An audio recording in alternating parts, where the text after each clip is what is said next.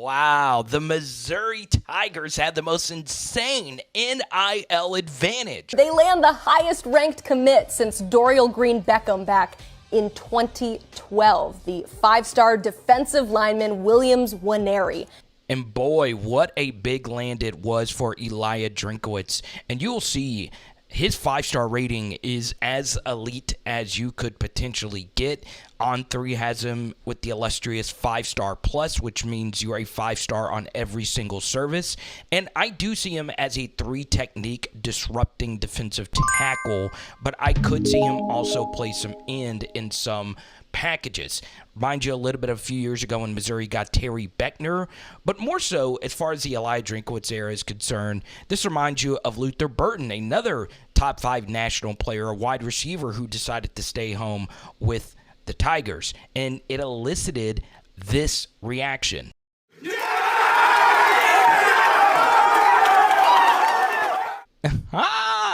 gotta love it.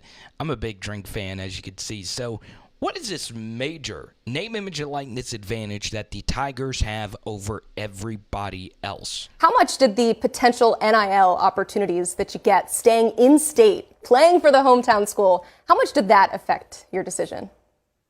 It affected my decision a little bit, but a lot more went into it just other than NIL. They played a part in it for sure. And he's right. It did play a factor because of this new law in Missouri. It's called House Bill 417. And this is pretty much the crux of today's video. Once a Missouri high school athlete signs a written agreement, whether it's a financial aid agreement or letter of intent, he or she is able to begin receiving NIL money up to 6 to 10 months before they even get to Missouri's campus. So, essentially put, Williams Nwaneri is already getting paid by Missouri. Now, I could totally be wrong about that. Feel free to correct me because this is also new. But what's interesting is at this recent scrimmage, after committing to Missouri, Williams decided to rock some Oklahoma gear. So you're wearing them in Oklahoma tonight? Yeah, I had to show love, Okay. It's not like anybody's going to read any messages into it, is it? Like they're still recruiting you and you're still thinking about OU? Oh yeah, they still recruiting me and all that. And I'm gonna let everything play out, let the whole season play out. But I don't know. I'm committed to Mizzou though. But So yeah, I don't know if it's the best look to wear Oklahoma gear like pretty much less than 48 hours after committing to Missouri, especially knowing with this new rule, or should I say law, that they're going to start paying you right now. I don't know, but maybe Oklahoma's not out of this. Maybe Oklahoma could conjure up something even bigger. Remember, just because Missouri has this advantage doesn't mean that he couldn't find himself going somewhere else. This is a top-end recruit. More than likely, if you're a 5-star, I think it's over 50% of the time you still get drafted. And this past NFL draft was actually one of the more accurate drafts when it comes to 5-stars actually being the best of the best picks or draft prospects, if you will. So, once again, I feel in this scenario, he probably signed a financial aid agreement, and in theory, he could get paid but still end up signing with Oklahoma. I don't know. Would you have to give the money back? There are so many cans of worms that are open with this situation. And one thing that's very interesting about the state of Missouri is Williams Nwaneri. I keep butchering his name. Either way, he is not the only elite 5-star prospect that resides in the state. Ryan Wingo is a 5-star wide receiver who is the younger brother of Arkansas Razorback running back Ronnie Wingo Jr. I think Hog fans remember him, right?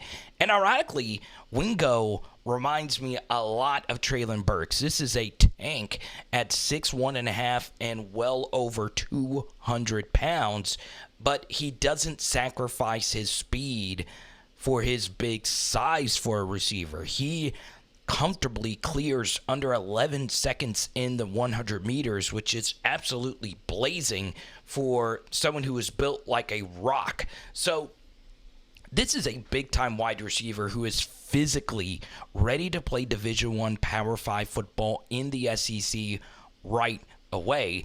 And obviously, he is also in the state of Missouri. Could he also be somebody that takes advantage of this opportunity? Now, there are some other schools in the mix for his services.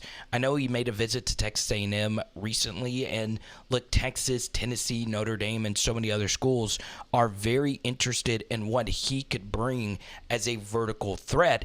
And could you imagine if Missouri lands him to go along with Luther Burden next season, who will be playing his final year? This very well could open up some huge recruiting possibilities for a school like Missouri, who produces a few athletes here and there every year, hit a couple of these out-of-state guys, and maybe, just maybe, you are cooking with something here with Elijah Drinkowitz. And you also see in the background, obviously, Wingo showing off some ball skills as a defensive back. But he is a bona fide vertical threat wide receiver who also can do a lot with the football once it's in his hands at a short distance. In the background, you see a slant thrown behind him. He makes not one but two guys miss, and then he has the burners to blow by everyone for the tutty. Now, what makes Missouri very interesting is they are the only Power 5 school in their state. Kind of reminds me of a school that I cover every day of my life, LSU. They are the only Power 5 power in the boot. And when you look at Missouri, they normally produce 8 4-stars every year. And for this 2024 crop, Williams was the first one that they landed at all. And as you see with the 2023 crop, they only landed 2 of their 4-stars. Whereas you look at LSU for the 2024 crop, they are reeling in the dough. They have 9 of the 11 4-star or better prospects already locked in. And for 2024, LSU was able to get half of their 4-star or better players to commit. And maybe this new law could help give Missouri the leg up on keeping their in-state talent in Columbia. So obviously this program has always been kind of in the middle, right? You had the Gary Pinkel years where you see the peak of this program. They can get to the SEC championship game. But how feasible is it now with the way Georgia is moving along and with the way Florida has been recruiting lately? I don't know, but what I can tell you is this does give them a leg up on everyone else when it comes to getting the guys, especially from these metropolitan areas, to stay in-house. So we'll see if that actually does change some things.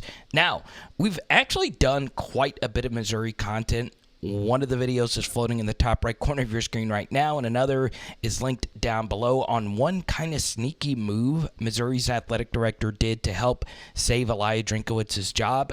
I have always found this program to be so fascinating. Now, one thing they do need to do is have at least one elite season of winning, because one problem I've seen with Missouri lately is their best players will transfer to other SEC schools, right? One of LSU's best players is Wingo. He was a 3-star true freshman all-SEC player, and last year, he was one of the best defensive tackles in the country. And then, of course, this past year, Dominic Lovett made the move on over to Georgia. So, look, there's a lot of Missouri influence on some of these other coaching staffs that help guide these Missouri players to other schools. And honestly, these players just want to go to schools where they can be with the place that has a bigger brand and a higher chance of actually winning a national championship. So until Missouri does those things, I don't know if they can get to the next level, but at least this NIL advantage gives them some hope. Now, this is going to be the most somber thing at the end of this video, and bang. Even after landing the 5-star, Missouri is still 15th in the SEC and outside of the top 40 nationally in recruiting. So that shows you how big the chasm is between them and everyone else. So hope you enjoyed this video today. Comment down below, and bang, this video shows you great humility from Elijah Drinkwitz. You're going to love it, I promise. It is Power Hour SEC. Boom!